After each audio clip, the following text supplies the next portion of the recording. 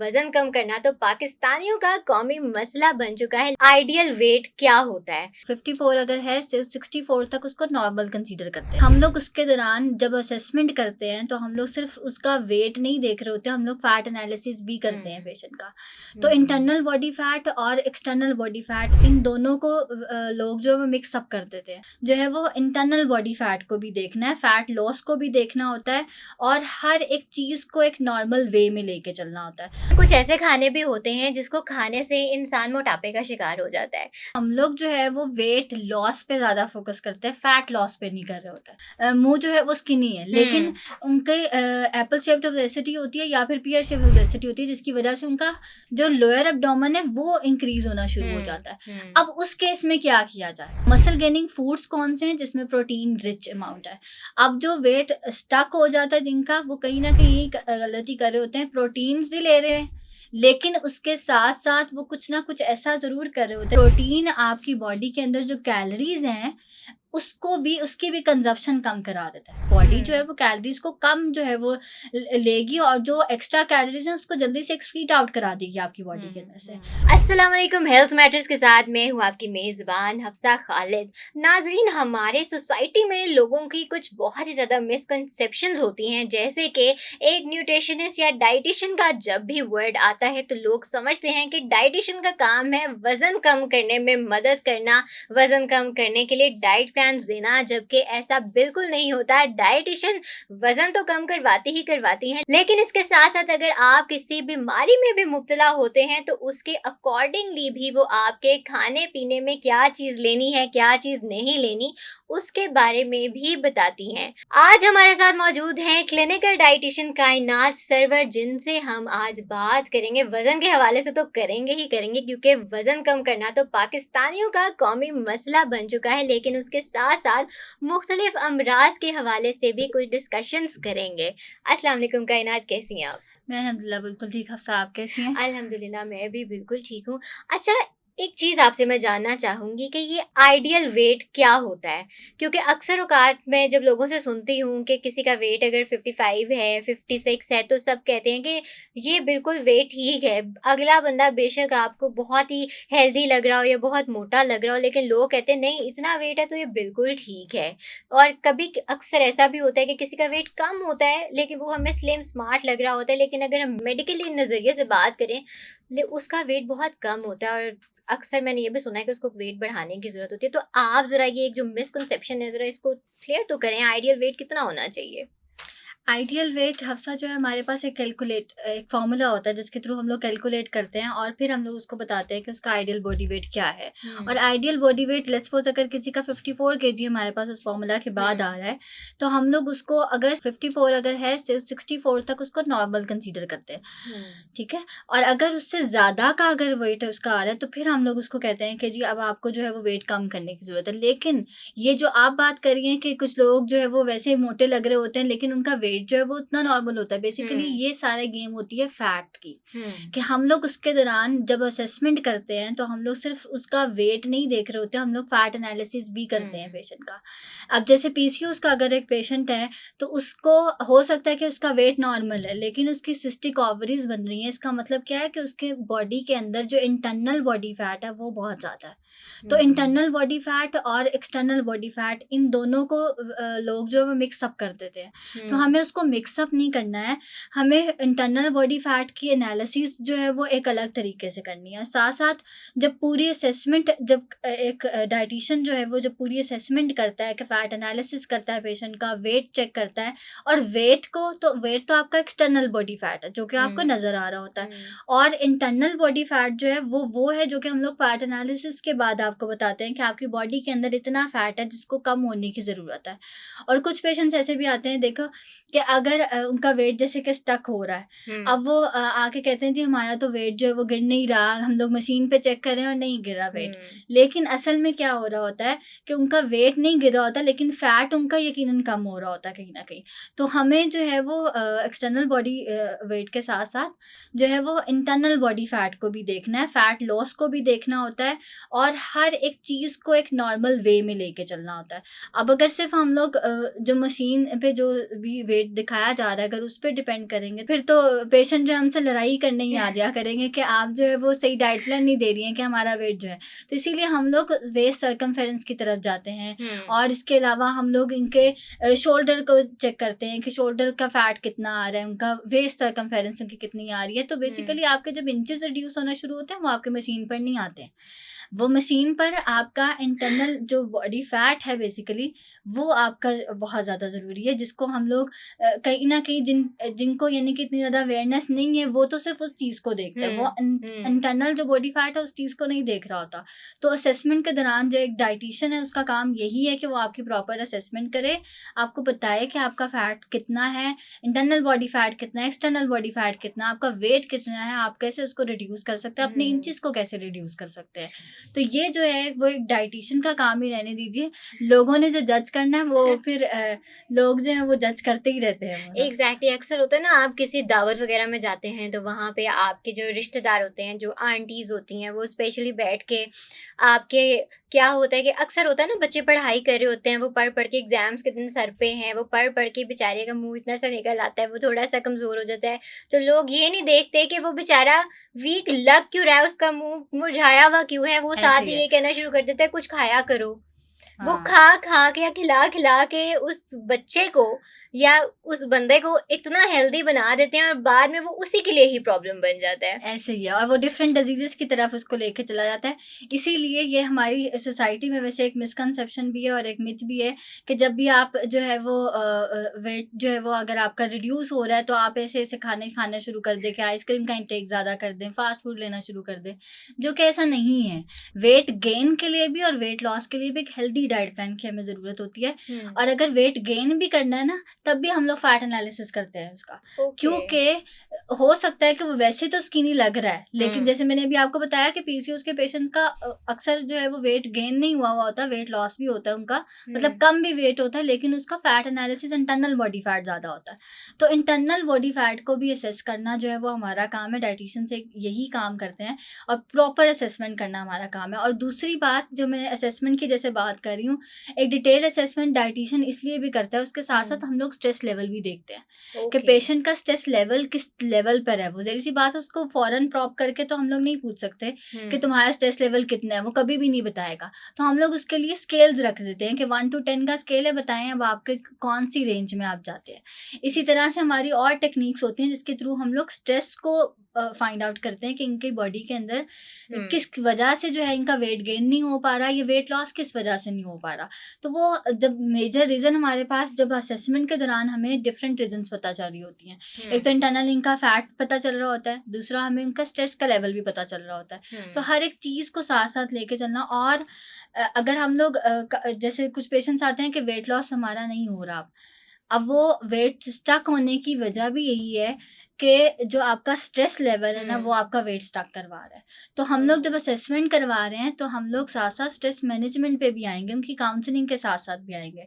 एक diet plan दे देना एक डाइटिशियन का काम नहीं है, वो साथ साथ उसको काउंसलिंग भी करता है कि आप काउंसलिंग के थ्रू उनको थोड़ा सा स्ट्रेस उनका मैनेजमेंट करते हैं, थोड़ा सा उनकी जो पेशेंट है उनका सुनना भी पड़ता है। तो यानी कि हम लोग हर एक चीज़ को साथ साथ लेके एक लाइफस्टाइल कोच की तरह डाइटिशियन जो है वो काम कर रहा होता है। अगर मैं इसको एक डाइटिशियन नहीं एक कोच कहूँ तो वो ज़्यादा बेहतर रहेगा, क्योंकि वो हम लोग हर एक चीज़ उनकी लाइफस्टाइल को मैनेज कर रहे होते हैं। यही ज़रूरी है एक वेलबींग ह्यूमन बीइंग के लिए कि वो हर एक चीज़ को साथ साथ लेके चले, जो कि हमारे सोसाइटी में अनफॉर्चुनेटली अवेयरनेस बहुत कम है। बिल्कुल कि हम लोग सिर्फ जो अपेयरेंस होती है उस पर हम लोग ज़्यादा कमेंट कर रहे होते हैं, जो इंटरनल बॉडी के साथ मामला चल रहा है हम लोग उसके साथ नहीं देख रहे होते हैं।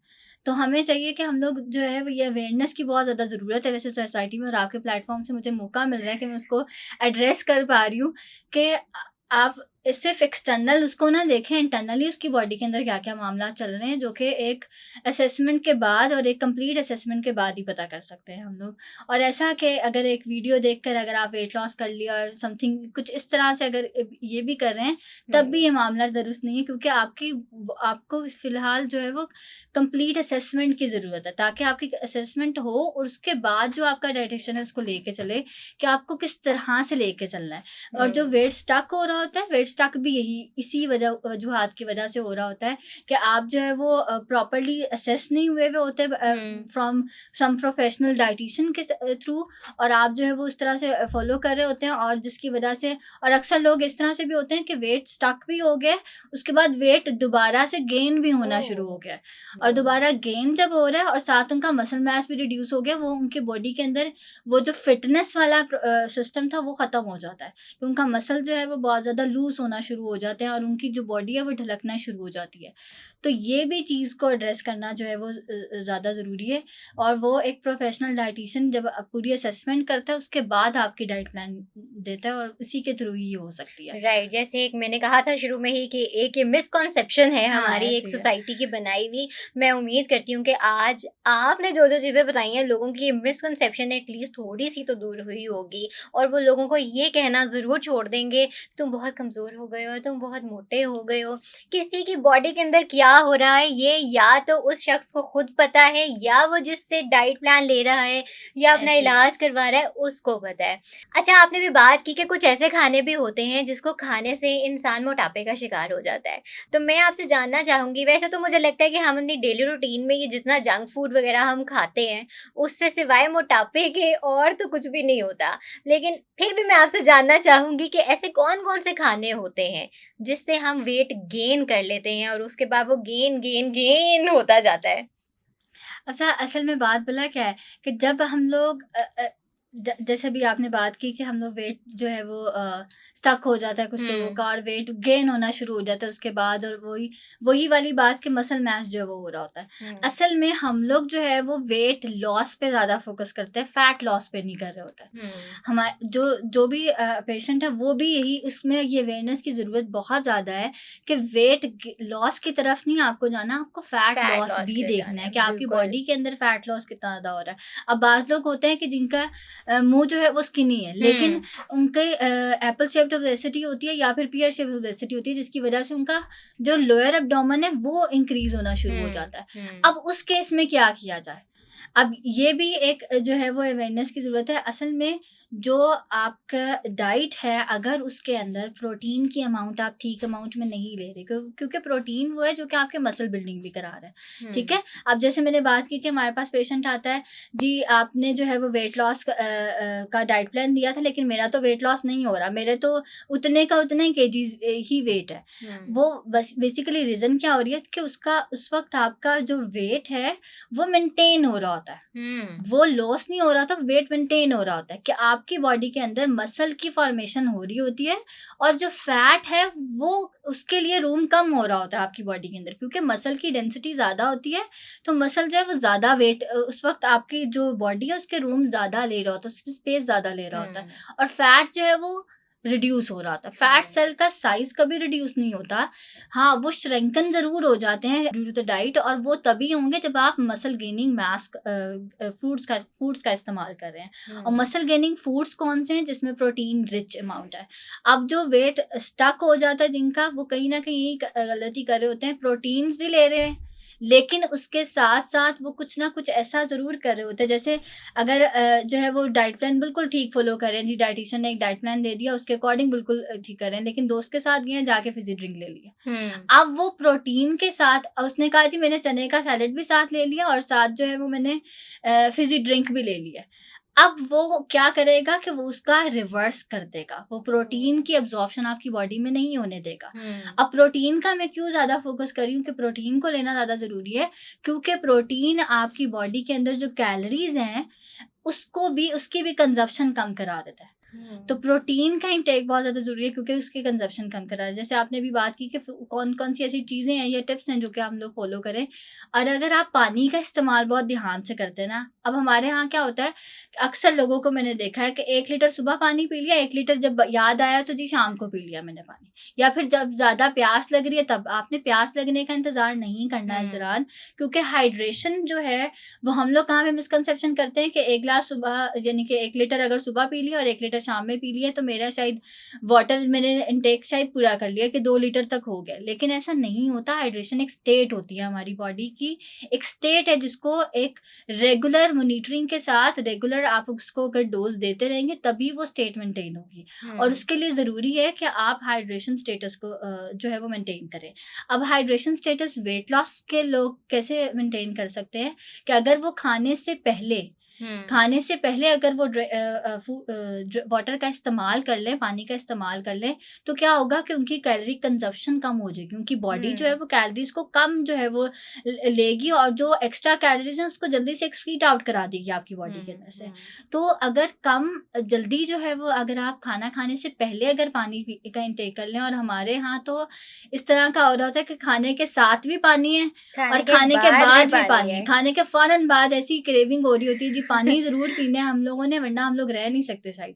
और ये कहीं ना कहीं ये बेसिकली चीजें आती हैं न्यूट्रिशन से ज्यादा लाइफस्टाइल की, कि आप अपना लाइफस्टाइल किस तरह से मेंटेन करते हो। जब भी वेट लॉस की बात आती है ना, तो सिर्फ आपको एक डाइट प्लान नहीं फॉलो करना होता, अपना लाइफस्टाइल भी थोड़ा सा चेंज करना होता है। आपके यहाँ पर जो चीज है ना वो आपकी बॉडी में दिखती है फिर। और अगर कुछ लोग जो है वो वेट जब गेन की बारी आती है तो हम लोग सप्लीमेंट्स की तरफ जा रहे होते हैं। अब वेट लॉस जो है वो टाइम लेता है। वेट लॉस अगर अगर हम लोग टाइम नहीं उसको प्रॉपर देंगे, अगर हम लोग जल्दी जल्दी कर रहे हैं, अगर हम लोग काउंट नहीं कर रहे कि हमारी कैलोरीज हमारी कितनी आ रही हैं, हम लोग जो है वो स्टेप्स को सही तरह से नहीं देख रहे और कैलोरीज को सही तरह से नहीं देख रहे, तो क्या होता है वो भी लोग जो वेट स्टक का शिकार हो जाते हैं। वो अक्सर क्या करते हैं कि फैट डाइट्स को लेना शुरू कर दें। जी मैं एग डाइट कर रही हूँ, मैंने सिर्फ एग खाना है पूरे दिन के अंदर और मैंने कुछ नहीं खाना। तो ये भी लोग जो हैं वो आगे से वेट लॉस स्टक का शिकार हो सकता है। असल में होता क्या है कि जब आप एक ही फूड ग्रुप पे डिपेंड करना शुरू कर देते हैं, आपकी बॉडी के अंदर बहुत सारी विटामिन्स और मिनरल्स की डेफिशिएंसीज हो जाती हैं। और जब विटामिन्स और मिनरल्स की डेफिशिएंसी होती है हमारी बॉडी के अंदर, तो वो भी जो है वो वेट स्टक करा देती है। अब वेट स्टक अब कुछ लोग ये भी आते हैं कि जी एक हफ्ता हो गया हमारा तो वेट उतने का उतना ही है जितना पहले लॉस हो रहा था हमारा वेट। असल में हम लोग इसको बोलते हैं वेट लॉस प्लेट्यू। अपनी जुबान में जो हमारी डाइटिशियंस की जुबान है इसमें हम लोग बोलते हैं वेट लॉस प्लेट्यू, कि जिसमें पहले तो पेशेंट जो है वो यानी कि जो भी हमारे पास आ रहा है, जो भी हमारा क्लाइंट आ रहा है, वो पहले जो है वो बड़े एंथुसियास्टिकली उसको देख रहा होता है, बड़े जज्बाती तौर पे अपना वेट कम करना चाह रहा होता है, उसको बड़े अच्छे तरीके से फॉलो करता है। लेकिन वही वाली बात जब लोग उसको बोलते हैं कि तुमने कम करना है, वो स्ट्रेस भी ले रहा होता है कहीं ना कहीं, तो स्ट्रेस भी वेट स्टक कराता है। स्ट्रेस भी वेट स्टक कराता है। इसके अलावा अगर आप डाइट में इस तरह की मिस्टेक्स कर रहे हैं कि आप जो है वो अगर प्रोटीन का इंटेक ज़्यादा करना चाहिए, फाइबर रिच अमाउंट को ज़्यादा यूज़ करें। अच्छा अब क्या होता है कि थोड़े दिनों बाद जब उसको पता चलता है जी जो उसकी वेट मशीन है वो तो कम हुई थी, 1-2 किलो कम हुआ था उसको, उसके बाद नहीं कम हो रही। वो 1 हफ्ते के बाद ही हमारे पास आ जाते जी हमारा वेट जो है वो अब कम नहीं हो रहा होता। अब वो भी वेट स्टक नहीं हुआ अभी आपका, वो जैसे मैंने पहले बात की वो आपका मेंटेन हो रहा है वेट। आपका जो मसल मास है वो ज़्यादा हो रहा है, फैट जो है वो कम हो रहा है आपकी बॉडी के अंदर। तो वेट मेंटेन होने में भी थोड़ा-सा टाइम लगता है। और उसके बाद अगर हाँ, जो वेट स्टक होना है ना वो कब हमें पता चलता है, अगर 4 से 5 हफ्ते हो गए अगर आपका वेट नहीं हो रहा लॉस, तो फिर हम लोग उसकी दोबारा असेसमेंट करते हैं कि आप हमें बताएँ कि आपने डाइट में ऐसा क्या किया, कौन-सी ऐसी चेंजेस की, कौन-सी लाइफ़स्टाइल में ऐसी कौन-सी चेंजेस की आप जिसकी वजह से जो है वो हो रहा है। तो फिर हम लोग उसके थ्रू उसको प्रॉप करते हैं और बाद में जब पता चलता है हमें कि जो प्रोटीन रिच अमाउंट नहीं उसके अंदर थी, फाइबर रिच वो ले रहा था लेकिन साथ फिज़ी ड्रिंक भी ले रहा था। जब उसको चीट मील्स का कहा गया था, तो चीट मील्स में हमारी वाली मील नहीं ले रहा था, वो कोई और मील ले रहा था। अच्छा वैसे यूजुअली कौन से ऐसे खाने होते हैं जिससे आप मतलब डाइट प्लान में अगर इस्तेमाल करें तो उससे वज़न बढ़ना शुरू हो जाता है? कोई भी ऐसे 3-4 हमें बता दें। वो यही होते हैं कि अगर आप रिफाइंड कार्बोहाइड्रेट्स का इस्तेमाल करें, जैसे कि अगर हम लोग रोटी आपको कह रहे हैं कि आप जो है वो जौ और गंदम की रोटी को मिक्स करके खाएं, लेकिन वो अगर नान की तरफ जा रहा है फौरन, वो कहेगा मैंने रोटी तो ली है लेकिन रोटी किस चीज़ की ली है ये डिपेंड करता है। तो रिफाइंड कार्बोहाइड्रेट्स अगर वो ज़्यादा से ज़्यादा ले रहा है, फैट्स का इस्तेमाल बहुत ज़्यादा कर रहा है। फैट्स मतलब एक हेल्दी फैट्स भी हमारे पास होते हैं, बैड फैट्स भी होते हैं। अगर वो बैड फैट्स का इस्तेमाल है, यानी कि अगर वो खाना इस तरह की चीज़ में पका रहा है कि जिसको पहले इस्तेमाल कर चुके हैं, या फिर वो अगर बनास्पति घी है हमारे पास, या कुछ इस तरह का अनसैचुरेटेड फैट्स हैं जो कि हमारी बॉडी के लिए अच्छे नहीं है, तो वो जो है वो उसको जो है वो वेट गेन की तरफ लेके जाते हैं। वो डाइट प्लान तो फ़ॉलो कर रहा है, लेकिन वो चीज़ें इस तरह की फ़ॉलो कर रहा है, लाइफ़स्टाइल अपना ठीक नहीं कर रहा।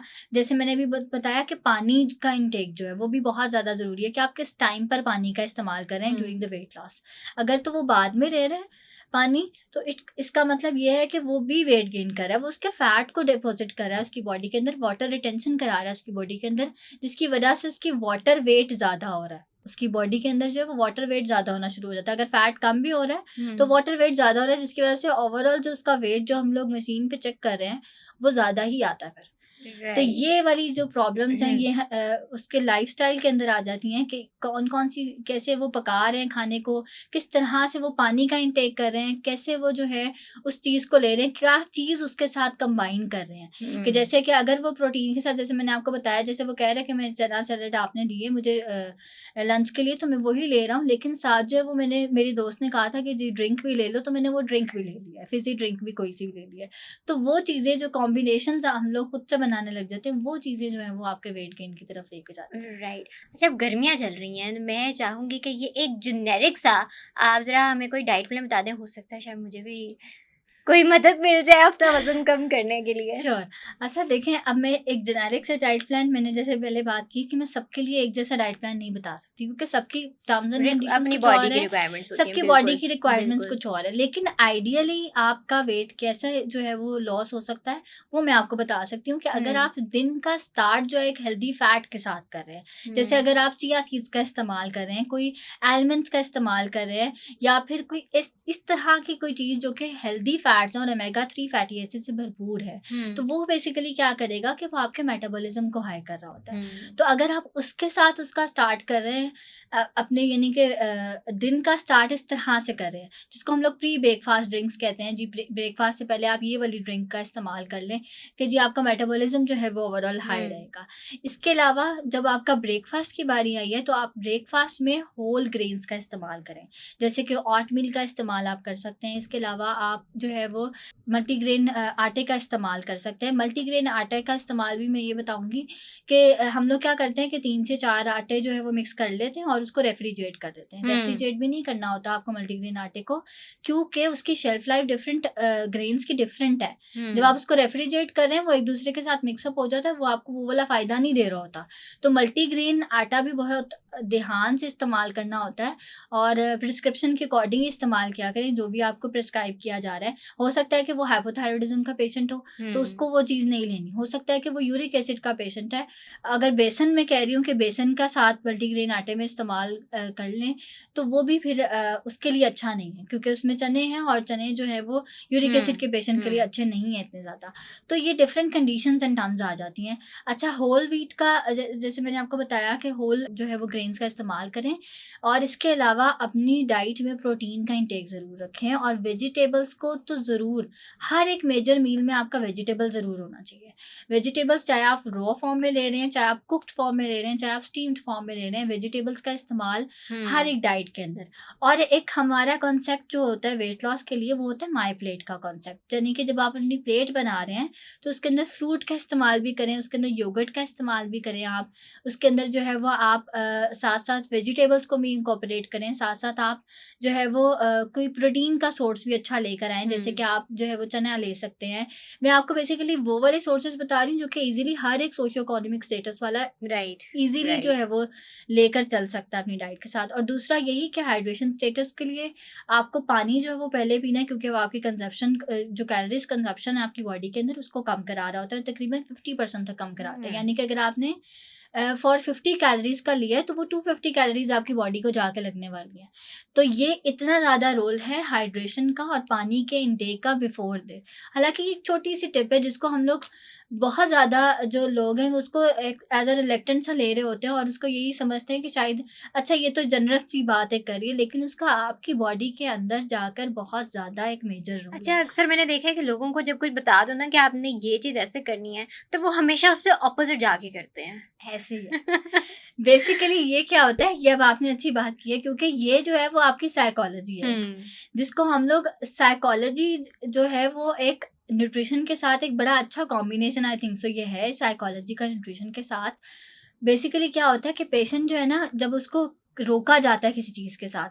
अब जब हम लोग वेट लॉस की जैसे हम लोग बात कर रहे हैं, अगर हम लोग उसको रोक रहे हैं ना कि चीनी तुमने बिल्कुल इस्तेमाल नहीं करनी, वो उतनी ज़्यादा चीनी इस्तेमाल करेगा, क्योंकि बिल्कुल। ये जो है ये आपके कंफर्ट फूड्स में आ जाता है कि आपका जो सर्टेन लेवल है, बेसिकली हमारी बॉडी के अंदर एक हार्मोन होता है जो कि उसको रिलीज़ कराता है। अगर आप कोई शुगर ले रहा है तो मैं उसको कभी भी डाइट प्लान में उसका ऐसा नहीं करूँगी कि शुगर बिल्कुल रिस्ट्रिक्ट कर दूँ उसकी डाइट से। हाँ, उसको कम ज़रूर करने का तरीका उसको बताऊँगी, उसको मैनेजमेंट का तरीका बताऊँगी कि आप शुगर को कहाँ पे यूज़ करें, कहाँ पे यूज़ ना करें। इसके साथ-साथ कुछ लोगों को क्रेविंग्स होती है, जैसे कि अब आम का इस्तेमाल है। आम जैसे कि बहुत ज़्यादा जो है वो इस्तेमाल किया जाता है। मैंगोज़ जो हैं वो हर एक के फ़ेवरेट होते हैं, और अगर मैं उसको रोक दूँ कि तुमने मैंगोज़ नहीं खाने, तो वो तो ज़ाहिर-सी बात है डिप्रेशन से उसका कम्फर्ट ही। फूड है वो। जब भी वो डिप्रेशन में जा रहा है या फिर कोई उसको, मैंने जैसे बात की ना, असेसमेंट के दौरान हम लोग स्ट्रेस भी देख रहे होते हैं। तो वो स्ट्रेस इसलिए देखते हैं कि, और उसका फिर उनसे प्रोब करते हैं कि आपको अगर कोई प्रॉब्लम हो रही है जैसे, या फिर अगर यानी कि कोई स्ट्रेस हो रही है, कोई भी टेंशन आपको हो रही है, तो उस वक़्त आप कौन-सा फूड खाते हैं। तो वो बेसिकली आ जाता है उनके कम्फर्ट फूड्स में। हम लोग उसको रिस्ट्रिक्ट नहीं कर सकते उनकी डाइट से। हाँ, उनकी मैनेजमेंट को ज़रूर सिखा देते हैं कि आप कब इस्तेमाल करें। जैसे कि अभी मैंने मैंगो का ज़िक्र करी थी, मैंगो का ग्लाइसेमिक इंडेक्स ज़्यादा होता है, इसलिए हम लोग वेट लॉस के पेशेंट्स को थोड़ा-सा रिस्ट्रिक्शन में देते हैं। लेकिन अगर किसी को क्रेविंग होती है मैंगो की, अगर स्ट्रेस के दौरान, कि अगर उसका जो यानी कि अगर वो बहुत ज़्यादा स्ट्रेस में है और उसको क्रेविंग हो रही है इसके दौरान, तो फिर हम लोग उसको क्या कहते हैं कि अगर आपने लेना भी है, क्योंकि इसका ग्लाइसेमिक इंडेक्स ज़्यादा है, तो हम लोग उसको क्या कहते हैं, खाने से आधा घंटा पहले ले लो तुम, ताकि वो आपकी बॉडी के अंदर जाके, क्योंकि वो फाइबर रिच भी है, आपकी बॉडी के अंदर जाके पहले ही जो है वो रूम बना ले अपने लिए, एंड देन उसके बाद मेजर मील को ले लो, ताकि वो आधा डाइजेस्ट हो चुका हो, देन उसके बाद मेजर मील को लो, ताकि आपकी बॉडी के एकदम से जो है वो ग्लाइसेमिक इंडेक्स ज़्यादा, आपकी ब्लड शुगर लेवल सॉरी ज़्यादा ना हो जाए। तो ये वाली जो चीज़ें हैं, ये छोटी-छोटी सी चीज़ें हैं जो कि हम लोगों को आई थिंक सो जो है वो अवेयरनेस होनी चाहिए इस चीज़ की, जो कि मैं आपके थ्रू दे रही हूँ। चलें जी, दैट्स वेरी नाइस। अच्छा, अब आपसे मैं जानना, जैसे हम पानी का बहुत ज़्यादा ज़िक्र कर रहे हैं, ठीक है? अब आज की गर्मी भी बहुत ज़्यादा है। बहुत सारे ऐसे लोग होते हैं जो ऑफ़िसेज़ में अपना वक़्त गुज़ारते हैं, वो इतना ज़्यादा ऑक्यूपाइड होते हैं, इतना ज़्यादा बिज़ी होते हैं और पानी नहीं पी पाते, उन्हें होश ही नहीं रहती है कि उन्होंने पानी पीना है। जैसे अभी आपने शुरू में बात की कि ऐसा नहीं कि 1 लीटर पानी सुबह पी लिया, हाँ, 1 ऐसे आपने ही है। शाम को पी लिया। लेकिन मोस्टली मैंने लोग ऐसे ही देखे हैं जो काम में इतने गुम होते हैं कि उन्हें पानी पीने की फुर्सत नहीं होती है। तो और गर्मियों में अपने आप को हाइड्रेटेड रखना बहुत बहुत ज़रूरी होता है, अदरवाइज़ आप कहीं पे भी गिरे पड़े हमें ऐसे मिल ही है। सकते हैं। तो अपने आप को हाइड्रेटेड हम कैसे रख सकते हैं? हम किन किन चीज़ों का इस्तेमाल कर सकते हैं कि अगर हम पानी ना भी पिएं, लेकिन हमारी बॉडी में पानी की जो एक कमी होती है, उसको वो पूरा कर दे? अच्छा, जैसे अभी आपने बात की कि डिहाइड्रेशन स्टेट हुँ। की, कि डिहाइड्रेशन जो है वो हमारी बॉडी के लिए बहुत ज़्यादा नुकसानदेह, वो इसलिए नुकसानदेह क्योंकि आपकी बॉडी का तकरीबन 96% जो आपकी बॉडी के अंदर है वो वाटर की परसेंटेज है। हुँ। और सबसे ज़्यादा जो डिहाइड्रेटेड देखे जाते हैं, वो जैसे आपने बात की कि ऑफिस में जाने वाले भी यकीनन होते हैं, और अडल्ट को तो बहुत ज़्यादा ज़रूरत होती है पानी की। तो वो ये कर सकते हैं कि अपने साथ बॉटल रखें ज़रूर। हुँ। एक तो बॉटल रखें, और दूसरा हाइड्रेशन स्टेटस को मेंटेन करने के लिए वो हाइड्रेटिंग फ्रूट्स का इस्तेमाल करें। या फिर वो अगर ये भी नहीं कर सकते कि हाइड्रेटिंग फ्रूट्स अपने साथ नहीं कैरी कर सकते, वो जो बॉटल अपने साथ पानी की रख रहे हैं उसके साथ कोई ना कोई फ्रूट या फ्रूट्स को इन्फ्यूज़ कर लें, मतलब वो हुँ। डिटॉक्स वाटर ले लें या इन्फ्यूज़्ड वाटर का जो है इस्तेमाल कर लें। वो ये क्या होगा कि उनकी हाइड्रेशन को वो जो है वो एकदम से रीहाइड्रेट कर देगा उनकी बॉडी को, जो कि उनके लिए ज़रूरी है। हुँ। अगर कोई बैठे रहने वाला काम कर रहा है, तो उसको भी मैं ये सजेस्ट नहीं करूँगी कि वो 1 घंटे के अंदर-अंदर जो है वो एक पूरी बॉटल पी ले, और देन उसके बाद जब उसको याद आ रहा है तो वो ले रहा है। वो इसलिए सजेशन नहीं है ये वाली, क्योंकि वो आपका, क्योंकि बैठे रहने का काम है, वो आपका वाटर वेट की रिटेंशन करा सकता है आपकी बॉडी के अंदर। तो आइडियली यही कहा जाता है डायटीशियंस की तरफ से, कि जब 1 घंटे के अंदर-अंदर आप तकरीबन 2 ग्लास पानी का हुँ। इस्तेमाल ज़रूर करें। ओके। खाने से पहले तो इस्तेमाल कर लें, और उसके बाद यानी कि 2 ग्लासेस आपके इन अ आवर, यानी हुँ। कि घंटे के अंदर 2 ग्लासेस ज़रूर जाने चाहिए। राइट। अदरवाइज़ वो डिहाइड्रेशन स्टेटस की तरह। अच्छा, ये तो हम लोगों ने बात कर ली कि हम लोग जो ऑफ़िस गोइंग होते हैं, ज़्यादातर डिहाइड्रेशन किन लोगों में देखी जाती है? बच्चों में। हुँ। हुँ। बच्चों में डिहाइड्रेशन बहुत ज़्यादा है, क्योंकि सबसे ज़्यादा जो उनके उनका बेसिकली जो बॉडी वेट है वो है ही वाटर का, यानी कि उनकी जो बॉडी है वो ज़्यादातर कंपोज़ हुई है वाटर के साथ, और हुँ, एज टू एज वाटर का कंटेंट कम होता रहता है हमारी बॉडी के अंदर। तो ये जो वाटर का कंटेंट है इनकी बॉडी के अंदर, ये बहुत ज़्यादा ज़रूरी है, और बच्चे जो हैं वो ज़ाहिर-सी बात है उनको प्यास भी लग रही है, वो नहीं माँग सकते। बिल्कुल। ये सारी अवेयरनेस आती है मदर के लिए, कि हुँ, मदर जो है वो उसको किस तरह से डील कर रही है, उसको किस तरह से लेके चल रही है, और अगर बॉटल भी अगर उसको दे रहे हैं समहाउ वो नहीं लेता पानी, कि बॉटल का पानी जो है वो कोई और या तो उसका पी रहा होता है या फिर वो नहीं ले रहा होता। तो ऐसे बच्चों के लिए ये ज़रूरी है कि उनको फ्रूट्स का इंटेक ऐसा-ऐसा दिया जाए कि अगर वो एक टाइम पर पानी नहीं भी पी रहे, स्कूल गोइंग है, जैसे स्कूल में जाके अगर वो पानी नहीं भी पी रहे, अगर टोडलर्स हैं तो वो आकर इस तरह के फ्रूट्स का इस्तेमाल करें, इस हुँ, तरह के, या ताकि उनकी रिहाइड्रेशन होती रहे साथ-साथ, अगर वो राइट। हाइड्रेशन स्टेटस उस वक़्त मेंटेन नहीं भी कर रहे। अच्छा, ऐसे कौन-कौन से फ्रूट्स होते हैं जो वाटरी फ्रूट्स होते हैं जिनका इस्तेमाल आसानी से किया जा सकता है? अब वाटरी फ्रूट्स की अगर हम लोग बात करें तो समर के दौरान तो बहुत सारे ऐसे हैं जो हुँ, कि हैं, जिसमें वाटरमेलन था जो कि अब चला गया खैर। उसके अलावा हमारे पास खरबूजा आ जाता है, मेलन्स आ जाते हैं। इसके अलावा चेरीज़ जो हैं, हुँ, चेरीज़ बहुत अच्छा सोर्स है जो कि आपकी बॉडी को रिहाइड्रेट कराते हैं, और दूसरी चीज़ चेरीज़ में क्या होती है कि इसमें एंटीऑक्सीडेंट्स भी होते हैं, हुँ, जो कि आपकी बॉडी को इम्यूनिटी एक अलग तरीके से दे रहे होते हैं। विटामिन सी का बहुत अच्छा इंटेक है। तो अगर आपने रिहाइड्रेशन के साथ-साथ इम्यूनिटी को भी स्ट्रॉन्ग करना है अपनी, ताकि, क्योंकि अब आपको पता है मानसून का सीज़न चल रहा है, और मानसून के दौरान अगर आपकी इम्यूनिटी स्ट्रांग नहीं है तो बहुत ज़्यादा आपके चांसेस होते हैं कि आप कोई भी डिजीज़ को इजीली हुँ, कैच अप कर लेते हो, क्योंकि ये सीज़न इस तरह का है।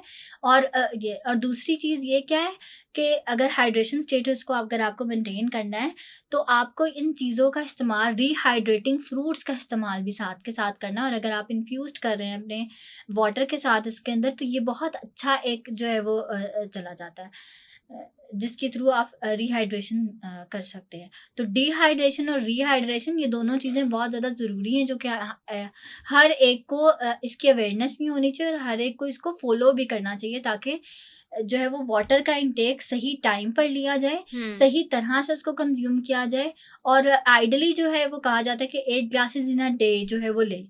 लेकिन आपको पता है कि ये भी डिपेंड करता है उसके बॉडी वेट के ऊपर, कि ओह! उसका बॉडी वेट कितना है, कितने आउंसेस ऑफ द फ्लूइड्स को रिक्वायर्ड है इन अ डे।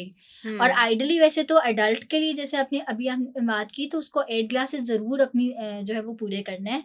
8 टू 12 ग्लासेस ज़रूर लेना है। अगर वो कहीं-सी फिज़िकल एक्टिविटी ज़्यादा कर रहे हैं, क्योंकि स्वेटिंग बहुत ज़्यादा हो रही होती है, और हुँ, मानसून के हुँ, दौरान तो स्वेटिंग बहुत ज़्यादा है, क्योंकि ह्यूमिडिटी बहुत ज़्यादा है। बिल्कुल, आपके स्किन सेल्स डैमेज हो रहे होते हैं, जिसकी वजह से जो है वो हाइड्रेशन बहुत ज़्यादा ज़रूरी हो जाती है इस मानसून के सीज़न के दौरान ख़ास तौर पे।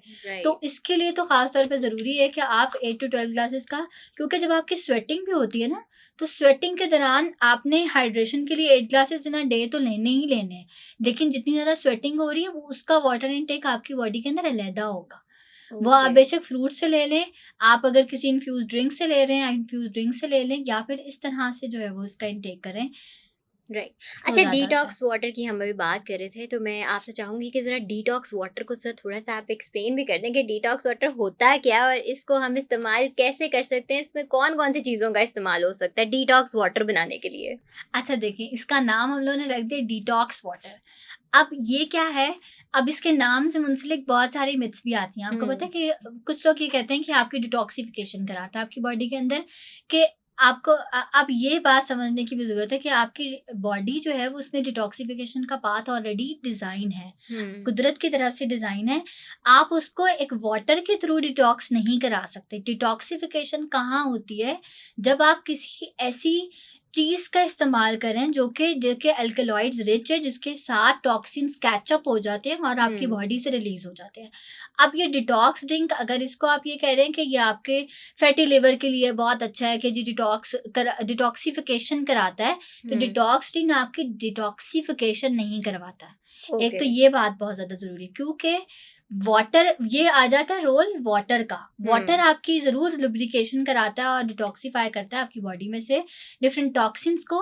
लेकिन इन्फ्यूज़्ड ड्रिंक को अगर हम लोग कह दें ना कि डिटॉक्स ड्रिंक इसका इस्तेमाल जो है वो कर सकती हैं। हाँ, अगर कोई बंदा जिसके अंदर डिहाइड्रेशन सवेयर हो रही है या डिहाइड्रेशन के सिम्टम्स शो हो रहे हैं, वो अगर इसको यूज़ करता है वो रिहाइड्रेशन की तरफ ज़रूर चला जाता है, लेकिन वो डिटॉक्सिफिकेशन नहीं होती उसकी बॉडी के अंदर।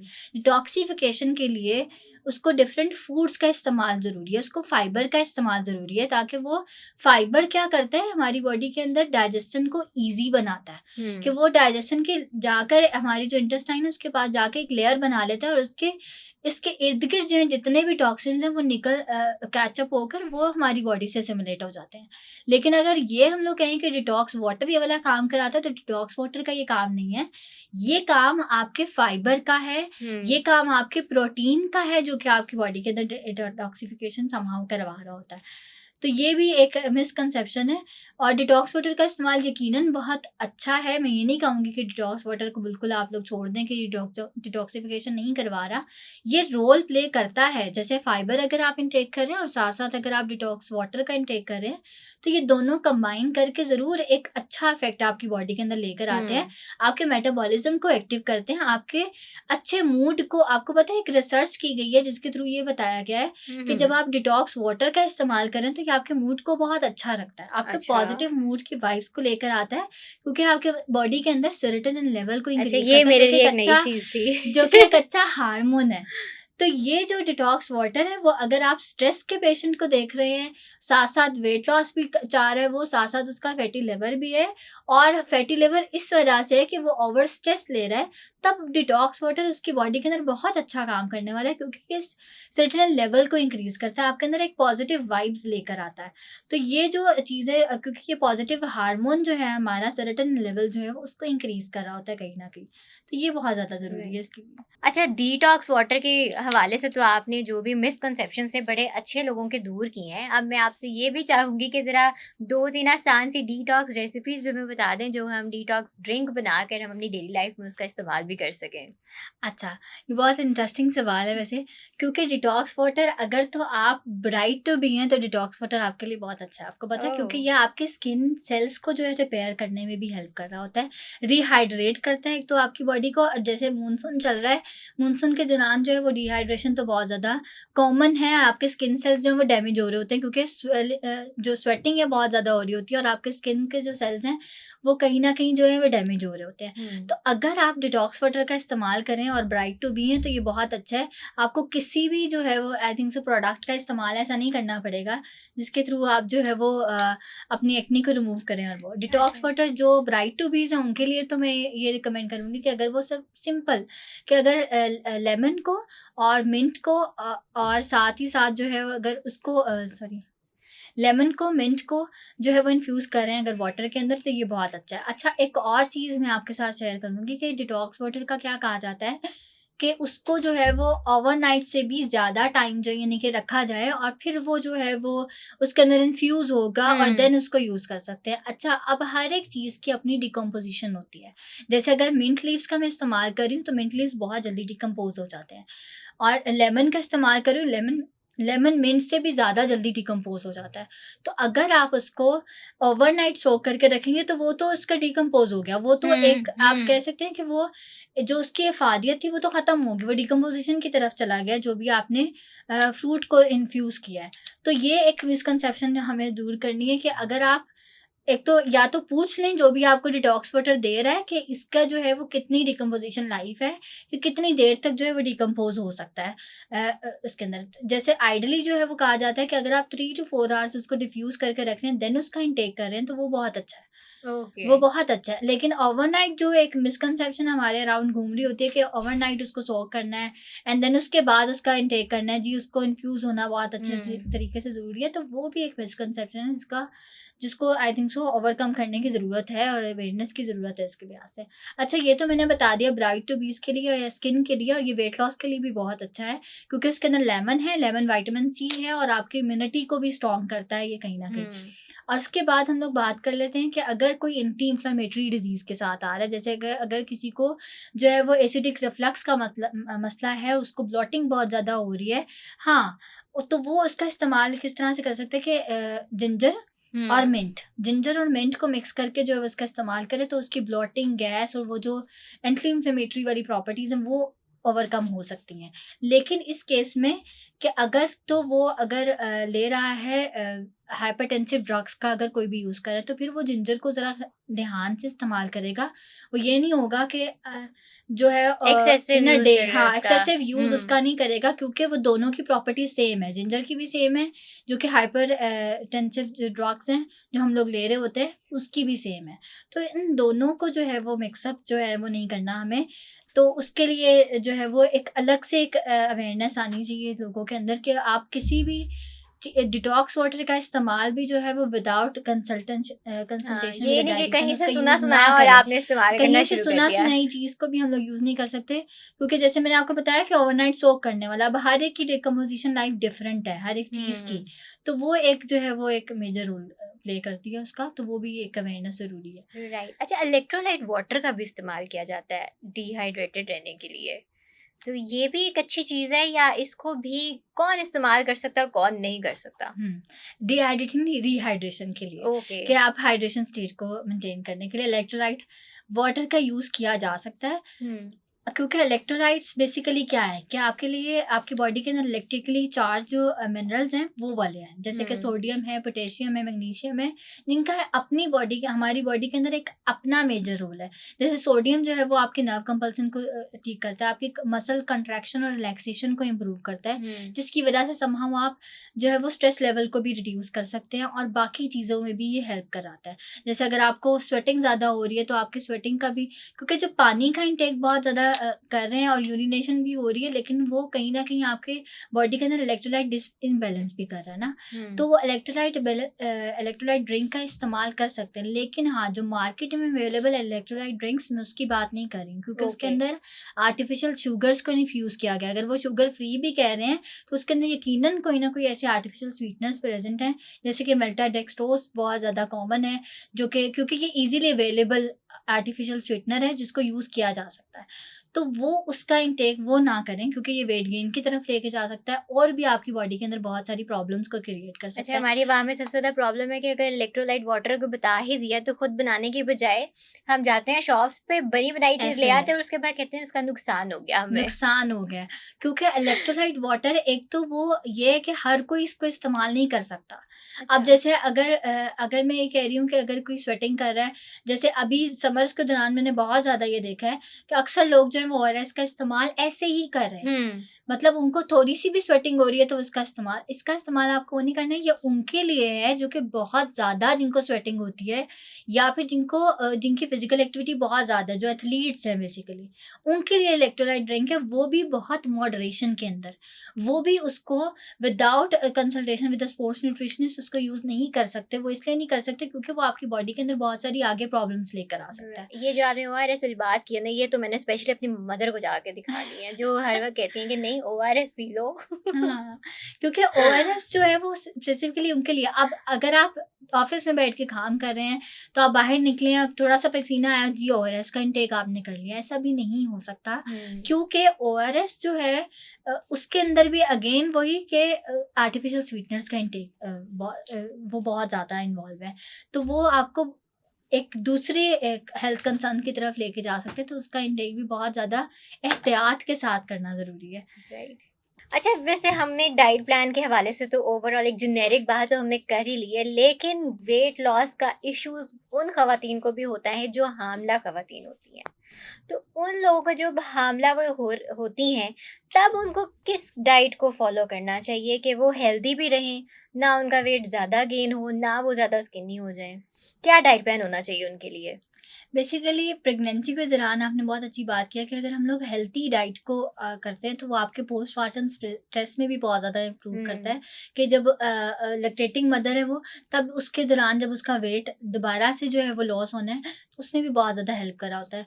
प्रेगनेंसी के दौरान क्योंकि आपकी एक बिल्कुल ट्रांजिशन हो रही है आपकी बॉडी के अंदर, एक और फीटल जो है वो आ रहा होता है, तो उसके लिए आपके उसको ट्राइमेस्टर वाइज हम लोग बेसिकली देखते हैं। हम्म, जैसे फर्स्ट सेमेस्टर है तो उसमें एक न्यूट्रिएंट्स की जो आपकी अमाउंट रिक्वायर्ड है, अगर आप उसके न्यूट्रिएंट की अमाउंट के रिक्वायर्ड के साथ साथ अगर आप बैलेंस्ड ईटिंग की तरफ आते हैं तो वो बहुत ज़्यादा ज़रूरी है। अब जैसे फर्स्ट सेमेस्टर है, फर्स्ट सेमेस्टर के दौरान ब्रेन डेवलपमेंट हो रही होती है बच्चे की, जो फीटल डेवलपमेंट है वो, यानी कि उसमें ब्रेन और स्पाइनल कोड की डेवलपमेंट हो रही होती है। तो इसके दौरान इसमें कुछ न्यूट्रिएंट्स ऐसे हैं जिनका इंटेक बहुत ज़्यादा ज़रूरी है, जैसे कि इसमें कोलाइन आ जाता है, इसमें ओमेगा 3 फैटी एसिड्स आ जाते हैं, डीएचए खास तौर पे।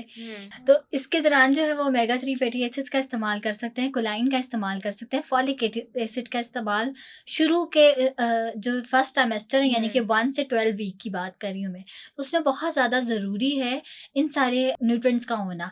और लैक हम लोग कहाँ पे कर रहे होते हैं, जिसकी वजह से बहुत सारे आगे जाके हेल्थ कंसर्न्स हो सकते हैं बच्चे में भी और मदर में भी, कि हम लोग इन न्यूट्रिएंट्स को सीरियसली नहीं ले रहे होते। हम लोग उसके सप्लीमेंट्स को तो ज़रूर इस्तेमाल कर रहे हैं, लेकिन उसको किस तरह से सप्लीमेंट को लेना है, क्योंकि प्रीनेटल और पोस्टनेटल दोनों विटामिन्स, मल्टीविटामिन्स बहुत ज़्यादा ज़रूरी हैं। जो भी आपको आपका गायनेकोलॉजिस्ट या न्यूट्रिशनिस्ट जो भी रिकमेंड कर रहा है उसका इंटेक बहुत ज़्यादा ज़रूरी है।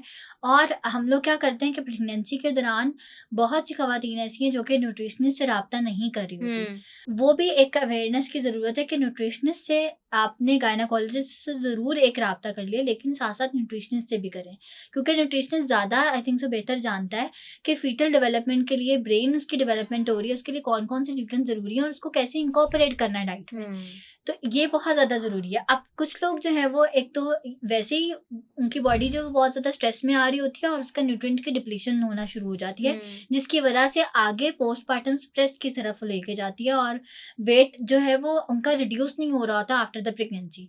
तो वो बहुत ज़्यादा ज़रूरी है। प्रेगनेंसी के दौरान तो वेट लॉस की कोई नहीं है वो, लेकिन ये है कि आपका हेल्दी वेट गेन होना ज़रूरी है, कि आपका फीटल डेवलपमेंट प्रॉपर होना ज़रूरी है, कि आप कितने जो है वो हेल्दी वेट गेन की तरफ आ रहे हैं। तो उसके दौरान अगर फर्स्ट सेमेस्टर के दौरान जैसे मैंने आपको बताया कि कुछ न्यूट्रिएंट्स ऐसे हैं जिनका ज़रूरी है। अब वो किस तरह से ले सकती हैं, अगर हम लोग जो है वो सोशो इकोनॉमिक फ्रेंडली अगर बात करें तो उसमें दालों का इस्तेमाल वो ज़्यादा से ज़्यादा करें, क्योंकि दालें जो हैं वो भरपूर है, फाइबर से भरपूर हैं, वो डीएचए से भरपूर हैं, कोलाइन की बहुत अच्छी अमाउंट दालों के अंदर प्रेजेंट है, जो कि बच्चे की ब्रेन डेवलपमेंट करा रही है। दूसरी चीज़ कि कार्बोहाइड्रेट्स का बड़ी माइंडफुली उसकी ईटिंग की जाए।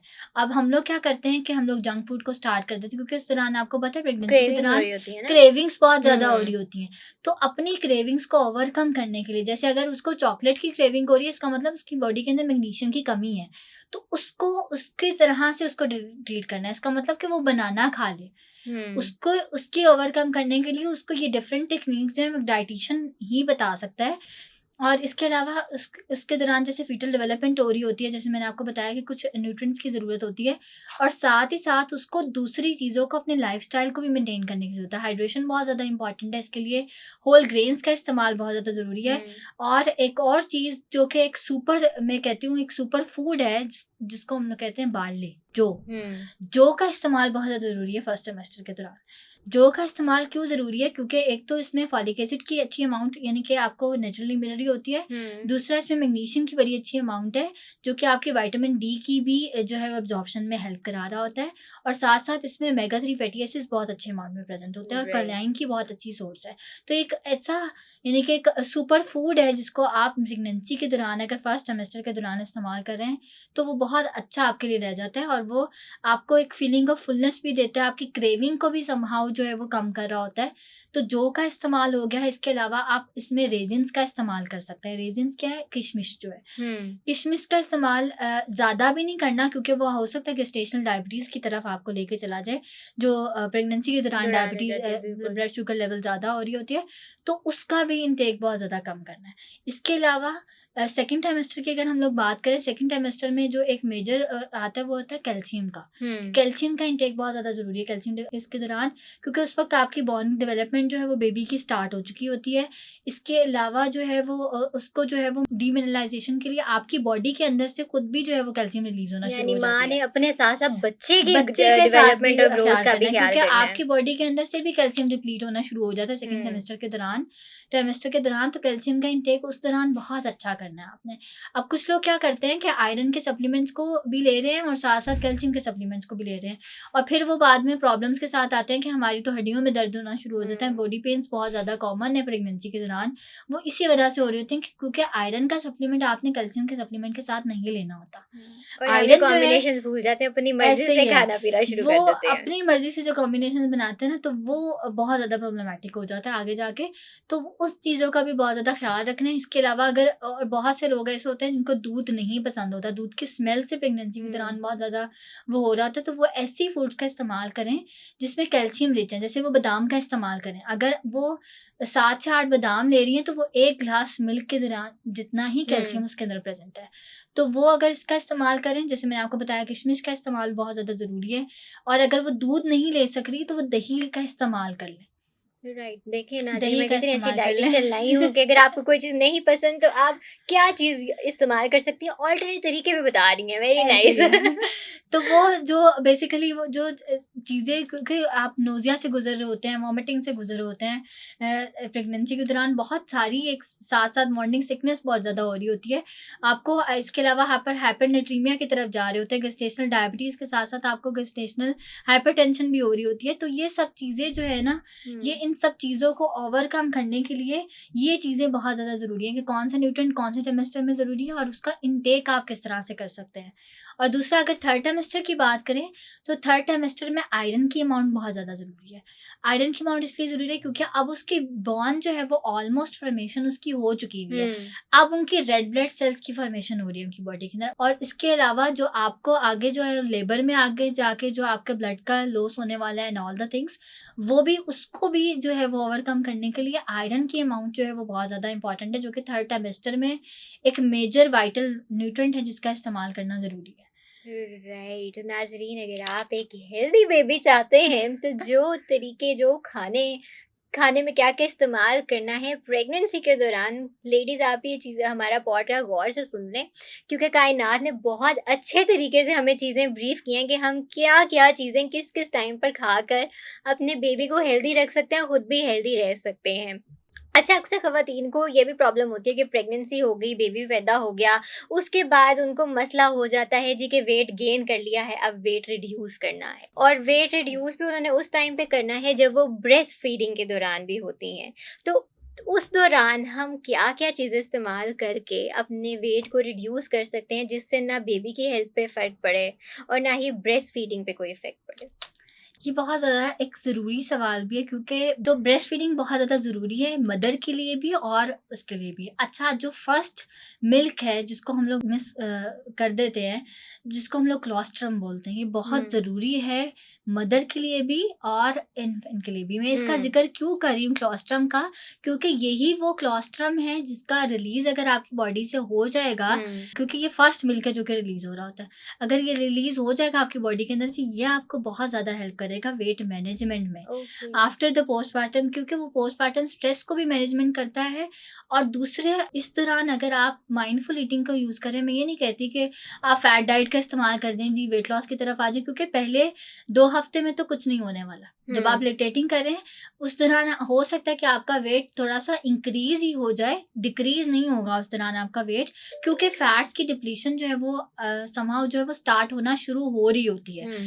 वो वही अगेन बात कि जो आपका वेट है वो मेंटेन होना शुरू हो रहा होता है, फैट की डिप्लीशन स्टार्ट हो रही होती है, और जो कि तकरीबन जो है वो 1 से 4 हफ्ते लग जाते हैं इसके ओह! दौरान। तो अगर आप ये चाह रहे हैं कि बिल्कुल 1 महीने के दौरान ही जो है वो फैट डिप्लीशन हो जाए आपकी, और साथ ही साथ जो है वो वेट जो है लॉस होना शुरू हो जाए, तो ऐसा नहीं हो सकता। हुँ, पहला एक जो मंथ है आपको, वो ब्रेस्ट फीडिंग के साथ-साथ आपको उसका भी ज़रूरत है। अच्छा, उसमें अब हम लोग हेल्दी डाइट कौन-सी ले सकते हैं जो कि आगे जाके हेल्प करे? एक तो ब्रेस्ट फीडिंग बहुत अच्छा सोर्स है। हुँ, अगर आप फ़ॉर्मूला मिल्क्स की तरफ जा रहे हैं, तो फ़ॉर्मूला मिल्क्स को ना इस्तेमाल करें, ब्रेस्ट फीडिंग का इस्तेमाल ज़्यादा से ज़्यादा करें, क्योंकि ये आपके वेट लॉस में हेल्प कराएगा आफ्टर द ओके। पोस्टपार्टम के दौरान। और इसके साथ-साथ ब्रेस्ट फीडिंग के साथ-साथ अगर आप माइंडफुल ईटिंग कर रहे हैं, माइंडफुल ईटिंग क्या है कि अगर आप अपनी कैलोरीज़ को काउंट कर रहे हैं, आप जो भी खा रहे हैं आपको पता है कि वो इसके अंदर कितनी कैलोरीज़ हैं और कितना जो है वो आप इनटेक कर रहे हैं। और दूसरी चीज़ कि रिफाइंड कार्बोहाइड्रेट्स की तरफ आपने नहीं जाना, हुँ, हुँ, क्योंकि जो ख़ास तौर पे ऐसी माएँ जो कि प्रेगनेंसी के दौरान गेस्टेशनल डायबिटीज़ का शिकार हो जाती हैं, या हाइपरनेट्रीमिया उनको हो जाता है, यानी कि हाइपरटेंशन हो जाता है, गेस्टेशनल हाइपरटेंशन। तो वो ख़ास तौर पे इस चीज़ का ध्यान रखें कि आफ्टर द प्रेगनेंसी उनके अंदर जो है वो ज़्यादा ये वाली चीज़ आ जाती है, ज़्यादा उनको ट्रिगर करती है ये वाली चीज़। हुँ। अगर वो थोड़ी-सी भी मीठी चीज़ ज़्यादा ले लेती हैं, तो वो आगे डायबिटीज़ का खर्चा हो हाँ। सकता है, क्योंकि gestational diabetes during the pregnancy ही रह सकती है। बाकी बाद में आपकी डाइट किस तरह से कि आप उसको मॉनिटर कर लें और उसको हुँ। उसी वक़्त ओवरकम कर लें, जिसकी वजह से आगे जाके जो है वो आपको ज़्यादा प्रॉब्लम ना हो और डायबिटीज़ ना बने, क्योंकि आप प्री डायबिटिक तो ऑलरेडी हो चुके हैं। तो डायबिटीज़ तक का जो सफ़र है ना, वो आप तभी इसको कंट्रोल कर सकते हैं, उस सफ़र को रोक सकते हैं, आपकी बस में है। या अगर आप जो है वो रिफाइंड कार्बोहाइड्रेट्स का यूज़ नहीं करते, माइंडफुल ईटिंग करते हैं, और ये वाली चीज़ें जो है वो बहुत ज़्यादा ज़रूरी है। दूसरा, फाइबर का इंटेक बहुत ज़्यादा ज़रूरी है आपकी बॉडी के अंदर, आफ्टर द प्रेगनेंसी भी, बिलो द प्रेगनेंसी भी, क्योंकि बहुत सारे टॉक्सिन्स होते हैं आपकी बॉडी के अंदर, जिनका रिमूव होना ज़रूरी है पोस्टपार्टम के दौरान। तो पोस्टपार्टम मतलब जो प्रेगनेंसी के आफ्टर जो हुँ। वीक चल रहे हैं आपके, तो उसके दौरान आपका फाइबर का इंटेक बहुत ज़्यादा ज़रूरी है। दूसरा, क्योंकि अगर तो किसी का सी सेक्शन हुआ है या फिर अगर नॉर्मल डिलीवरी भी हुई है, तो उसके दौरान भी प्रोटीन का इंटेक बहुत ज़्यादा ज़रूरी है, क्योंकि आपकी बॉडी के मसल्स बहुत सारे लॉस हो गए हैं। मसल्स को दोबारा से मेंटेन करने के लिए प्रोटीन का इंटेक बहुत ज़्यादा ज़रूरी है। और जैसे मैंने अभी वेट लॉस की भी जब मैं बात करी थी, तो मैं आपको बता रही थी कि प्रोटीन का इंटेक बहुत ज़्यादा ज़रूरी होता है। हुँ। क्यों? क्योंकि वो मसल की डेवलपमेंट कराता है आपकी बॉडी के अंदर, आपको फिट रखता है, आपके हुँ। मसल्स को टाइटनेस देता है। एक वो जो ढलका पन होता है, ख़ास तौर पे वो वाले लोग जिनका अक्सर जो है वो या तो लोअर एब्डोमेन ढलक जाता है, या फिर मसल्स जो हैं वो बहुत ज़्यादा लूज़ होना शुरू हो जाते हैं, हुँ। जिसकी वज़ह से उनकी छाइयाँ बनना शुरू हो जाती है, हुँ। क्योंकि ये भी एक हुँ। मसल लॉस की वज़ह से हो रहा है ना। बिल्कुल, तो वो बिल्कुल। प्रोटीन का इंटेक बहुत अच्छा रखें, ताकि वो मसल जो है वो गेन की तरफ आ सके। तो ये चीज़ें बहुत ज़्यादा ज़रूरी हैं, जो कि डाइट के अंदर करना ज़रूरी है आफ्टर द पोस्टपार्टम। राइट। अक्सर मैंने लोगों को देखा है, उनको कॉन्स्टिपेशन का बहुत इशू होता है। हर वक़्त पेट में दर्द लेके बैठे रहते हैं, और मेरा ख़्याल है ये हमारे खाने के रूटीन की वज़ह से ही ऐसा होता है। तो ऐसा होता क्यों है वैसे? चलिए, तो मेरी एक सोच है ना, खाने-पीने की वज़ह से हमारी ऐसे ही रूटीन है। इतनी डिस्टर्ब्ड होती है। असल मेजर कॉज़ क्या होती है इसकी? असल में कॉन्स्टिपेशन जब होती है, जब आप ओवर द लॉन्ग पीरियड, एक तो आपका हाइड्रेशन स्टेटस मेंटेन नहीं रह रहा। हुँ। दूसरी वजह क्या हो सकती है कि आपके जो फूड आप जो भी ले रहे हैं, वो बहुत ईज़ी टू गो, यानी कि आपके ईज़ी टू गो फूड्स हैं। जैसे कि उसमें आप इस तरह का फूड का इंटेक कर रहे हैं, जो कि आपको फीलिंग ऑफ फुलनेस नहीं दे रहा, और आप एक के बाद दूसरा फूड को यूज़ करते जा रहे हैं। हुँ। जिसकी हुँ। वजह से क्या होता है कि आपकी जो बेली है वो ब्लॉटेड हो जाती है, हुँ। और आप कॉन्स्टिपेटेड हो जाते हैं, यानी कि आपका स्टूल जो है वो पास नहीं हो रहा होता, क्योंकि वो आपकी बेसिकली डाइजेशन जो है वो स्लो हो रही होती है। हुँ। तो डाइजेशन को इम्प्रूव करने के लिए एक तो आपने अपनी लाइफ़स्टाइल को बहुत ज़्यादा देखना है, क्योंकि इसमें फ़िज़िकल एक्टिविटी बहुत ज़्यादा रोल प्ले करती है। अगर आपकी फ़िज़िकल एक्टिविटी, और कुछ लोग, बहुत सारे लोग बल्कि मैंने ऐसे देखे हैं, कि अगर उनकी फ़िज़िकल एक्टिविटी पहले ठीक थी, जैसे हुँ। अगर यूनिवर्सिटी गोइंग थे, बाद में जैसे छुट्टियाँ हुई और उसके बाद वो नहीं जा रहे, यूनिवर्सिटी गोइंग नहीं हो रही, उनकी फ़िज़िकल एक्टिविटी कम हो रही है,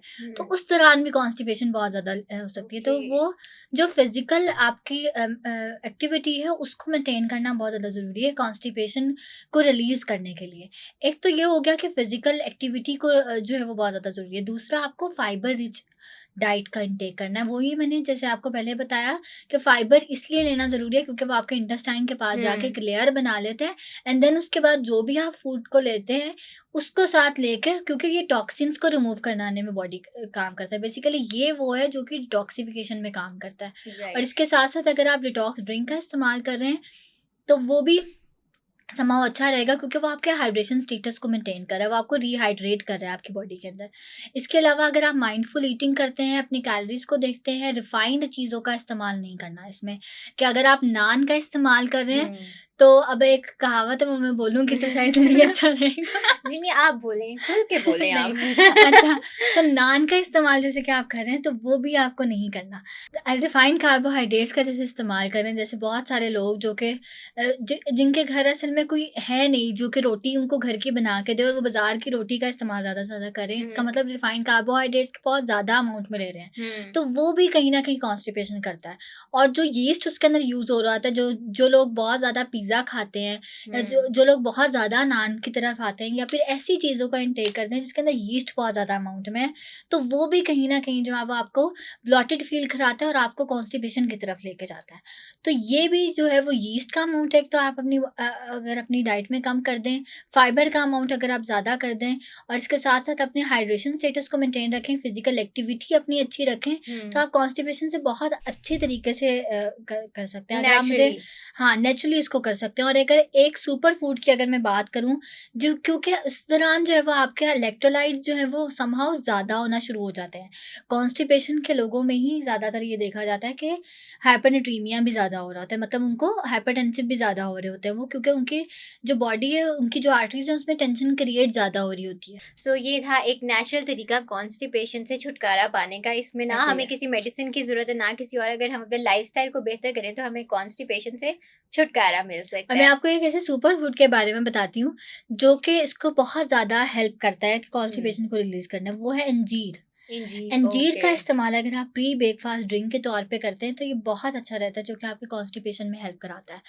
तो वो एक, क्योंकि इसमें फाइबर बहुत अच्छे अमाउंट में प्रेज़ेंट है, दूसरा वो इलेक्ट्रोलाइट जो बैलेंस है आपका बॉडी के अंदर वो बहुत अच्छा रखता है, पोटेशियम भी बहुत अच्छी अमाउंट में है इसमें। राइट। कायनात, आपसे बात करके हमें बहुत अच्छा लगा। आपने जो आज हमें चीज़ें बताई हैं, जितनी भी हमने डिस्कशंस की हैं, जितने भी इश्यूज़ को हमने रेज़ किया है, चाहे वो प्रेग्नेंट ख़वातीन के हवाले से है, वेट लॉस के हवाले से, नेचुरली आपने बहुत सारी हमें ऐसी चीज़ें बताई हैं, जिनका हम अगर डेली लाइफ़ में इस्तेमाल करें तो हमारे आधे से ज़्यादा बीमारियाँ पीछे रह जाएँगी और हम नेचुरली और हेल्दी वे में अपने आप को ग्रो भी कर सकते हैं, वेट भी रिड्यूस कर सकते हैं और मेंटेन भी कर सकते हैं। आपसे बात करके बहुत अच्छा लगा। Thank you so viewers, much. अगर आपके कायनात से कोई भी सवालात हैं, आप कमेंट सेक्शन में ज़रूर कर सकते हैं। हम अगली दफ़ा कायनात को फिर इनवाइट करेंगे और जो आपके सवालात होंगे, वो जितने भी हो सके एड्रेस करने की कोशिश करेंगे। अभी के लिए दीजिए हमें इजाज़त। अल्लाह हाफ़िज़।